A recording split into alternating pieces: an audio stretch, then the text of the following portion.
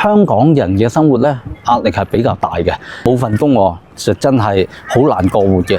我以前咧就係做傳媒嘅，好多朋友就覺得好羨慕我啦，日日可以見到明星，日日可以同明星交流，日日可以拍明星啦。做傳媒嘅同時咧，我亦都會接好多嘅嘢拍，搞到我日忙夜忙。我最高紀錄咧就係7日瞓4個鐘，冇諗過可以捱到成20幾年咁耐。因為工作壓力嘅關係咧，所以身體咧慢慢都打垮咗。最嚴重嘅時間咧，甩頭髮啦，隻腳起咗個腫瘤啦。咁我發覺原來嗰陣時我係用命去換錢。我入到去大亞灣之後，原來呢邊嘅人咧節奏比較慢啲，同我哋嘅節奏完全唔一樣嘅。最初我做開高頻嘅節奏生活嘅，我都好難適應。呢家慢慢喺大灣有一段時間啦，咁開始適應翻呢邊嘅生活，亦都慢慢將個身體慢慢調整翻過嚟。